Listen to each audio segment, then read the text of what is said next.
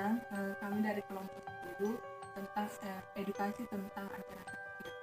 Perkenalkan, nama saya Cici Afnan.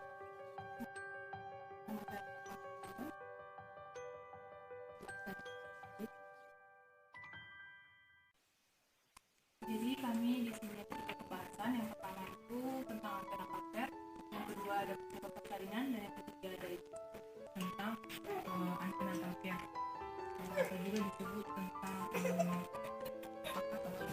pelayanan yang diberikan oleh bidan dan bagian kesehatan untuk melayani ibu hamil selama masa kehamilannya untuk menjamin kesehatan baik bagi sang ibu maupun bayi.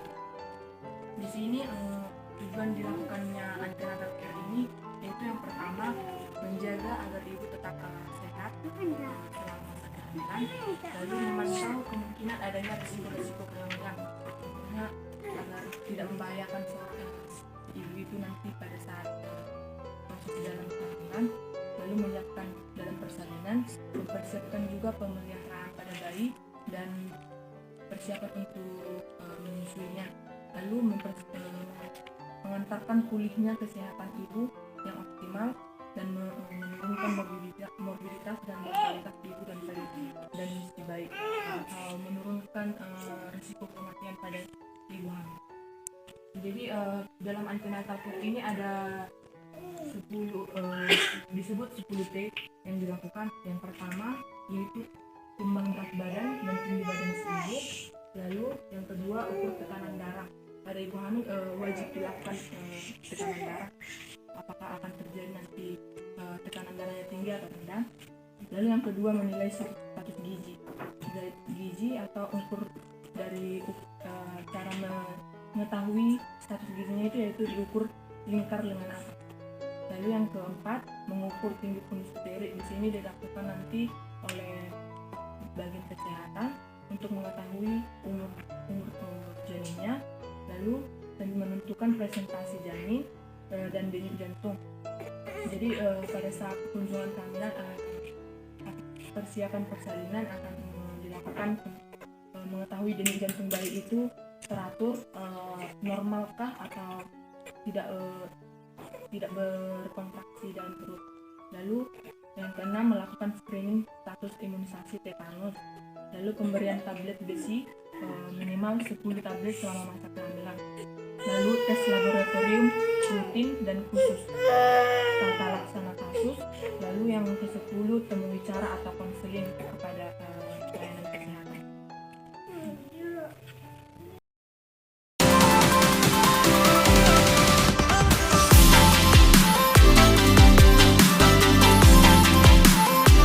Kali minimal kunjungan dilakukan antinatal care atau masa kehamilan ini yaitu dilakukan selama 4 kali, karena 3 bagian dalam kehamilan ini. Yang pertama di semester kedua yaitu kunjungannya selama 4 kali, lalu ke semester kedua dilakukan 1 kali kunjungan, lalu ke semester ketiga 2 kali kunjungan. Hal-hal yang harus diperhatikan dalam antinatal care ini pada kehamilan yaitu yang pertama antinatal care harus dimulai sedini mungkin, harus dilakukan secepat mungkin. Lalu kecuali ditemukan kelainan atau faktor risiko yang memerlukan pelaksanaan medis lain, pemeriksaan harus lebih sering dan lebih intensif. Yang dibutuhkan bukan kuantitas melainkan kualitas dari kunjungan.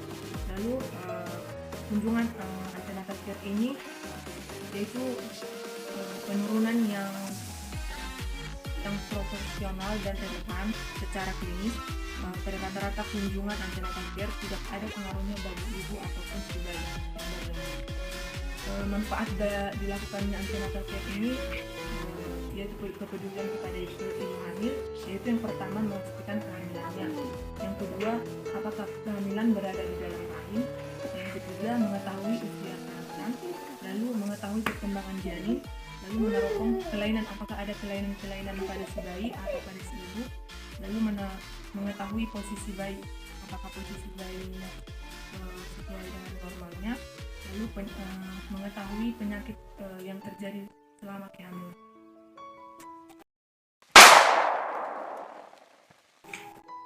Selanjutnya itu persiapan persalinan. Jadi pengertian persiapan persalinan ini yaitu suatu tahap di mana masa persalinan di mana semua wanita akan menyadari keharusan untuk melahirkan anaknya. Rencana persalinan adalah rencana tindakan yang dibuat oleh ibu, anggota keluarga, dan bidan. Dan apa saja persiapan persalinan itu? Yang pertama yaitu tanyakan kepada bidan atau dokter tanggal perkiraan persalinan. Yang kedua, suami dan keluarga mendampingi ibu hamil saat periksa. Yang ketiga yaitu siapkan tabungan untuk biaya persalinan tersebut. Yang ketiga yaitu fasilitas kesehatan. Yang pertama yaitu suami, keluarga, dan masyarakat menyiapkan kendaraan jika sewaktu-waktu diperlukan untuk pergi ke fasilitas kesehatan. Yang selanjutnya itu rencana melahirkan. Rencana melahirkan ditolong oleh bidan atau dokter fasilitas kesehatan. Yang keempat yaitu persiapan bagi ibu, yaitu gurita ibu, kain panjang, sarung, pakaian untuk menyusui. Terus yang selanjutnya pembalut wanita, handuk, celana dan waslat, alat mandi, perlak, lebar, pengalas, dan lain-lain. Untuk persiapan untuk bayi sebelum lahir, yang pertama yaitu pakaian bayi, sarung tangan, dan sarung kaki. Yang selanjutnya kain bedong, kain pengalas, perlak bayi, waslap, dan alat-alat mandi. Dan selanjutnya itu handuk, bedak, dan baby oil, kasa steril, tempat tidur, dan selimut, dan lain-lain. Sekian, terima kasih. Pelayanan saat pandemi. Jadi sekarang kan pandemi udah mulai, walaupun kayak udah berkurang tapi masih ada, malah udah di Jakarta sekarang pandemi udah ditingkatkan lagi. Jadi kita perlu imunisasi lagi untuk adik-adik kita, kan masih kecil-kecil kan udah imunisasi semua kita. Jadi kan yang perlu kita tahu ada imunisasi dari bayi itu dari 0 sampai kurang 1 tahun, yaitu imunisasi BCG, polio, hepatitis B, campak, TB, pneumokokus, dan propavirus. Yang dari umur 1 sampai 4 tahun itu ada DPT, polio, MMR, tifoid, hepatitis, dan juga varicella dan influenza. Yang 5 sampai 12 tahun tetap ada DPT, kita tetap imunisasi DPT, polio, campak, MMR, tifoid, hepatitis, dan varicella, influenza. Di umur 12 sampai 18 tahun ini juga ternyata ada Kak, kita buat itu imunisasi, yaitu imunisasi TT, hepatitis B. Jadi kan kalau di umur segitu udah mulai hepatitis itu lebih mudah gampang masuk hepatitis B. Jadi MMR, tifoid, hepatitis juga, varicella, influenza juga kita buat juga imunisasinya. Jadi apa sih syarat-syarat ketentuannya kalau misalnya tempatnya imunisasi ini pelayanannya? Yang pertama itu ruangannya harus luas.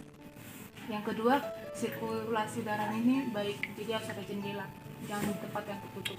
Selanjutnya ruangan steril. Yang selanjutnya ada tersedia fasilitas cuci tangan. Cuci tangan itu wajib Kak. Selanjutnya kita harus menjaga jarak aman 1-2 meter lagi di pandemi sekarang ini kan. Yang selanjutnya itu apa sih gunanya imunisasi ini untuk adik-adik kita, untuk anak-anak kita gitu kan Kak.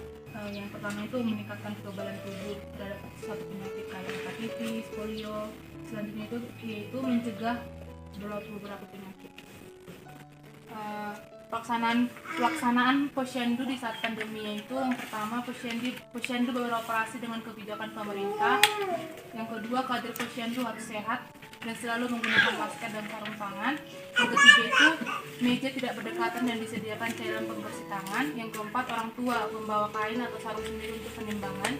Yang keempat, mengatur jadwal layanan maksimal 10 orang. Yang selanjutnya, anak-anak yang sudah disuntik menunggu di luar atau tempat terbuka sekitar 30 menit sebelum pulang. Jadi kan izinkan melakukan edukasi ini yaitu untuk kakak yang kan siapa kayak pengalaman kami selama dinas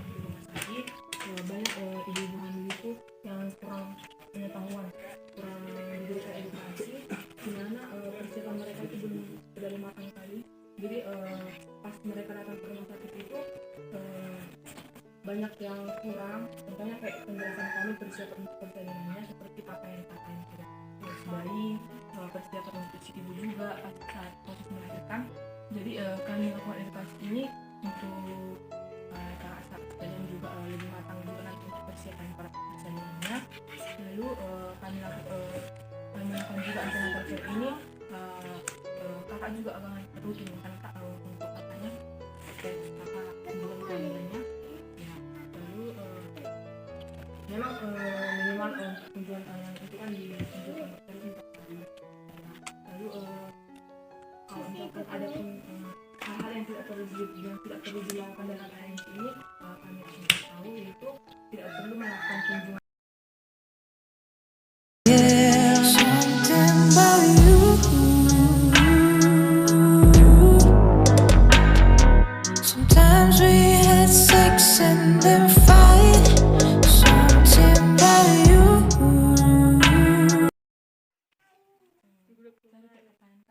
Apa yang menyebabkan terjadinya hamil anggur? Dimana hamil anggur ini kan yang kami tahu tentang matematika hamil anggur ini, yaitu sel telur yang tumbuh itu yang semestinya dengan plasenta tidak tumbuhnya tidak normal. Yang menyebabkan ini bisa jadi karena si ibu itu hamil pada saat umur yang tua. Lalu si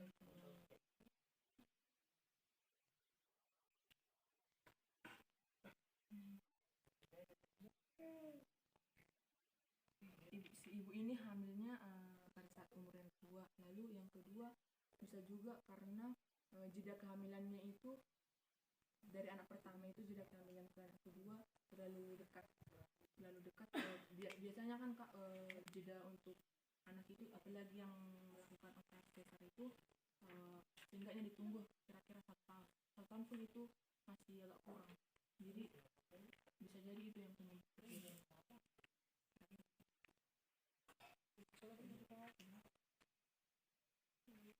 Kakak stres ya kakak yang kedua ini? Berarti emang kan ada yang kayak gitu karena belum siap dia hamil makanya jadi stres gitu. Karena udah siapnya makanya jadi. Kakak stres ya kakak yang kedua ini? Berarti emang kan ada yang kayak gitu karena belum siap dia hamil makanya jadi stres gitu. Karena udah siapnya makanya dibuat implan. Udah dibuat lagi dari sana gitu. Kira-kira sekian pertemuan edukasi yang bisa kami sampaikan kepada kakak sekalian. Jika ada salah di perkataan atau penjelasan kami, mohon dimaklumi dan dimaafkan kak. Terima kasih kau sudah mampir, kau senang saya dan juga hadir.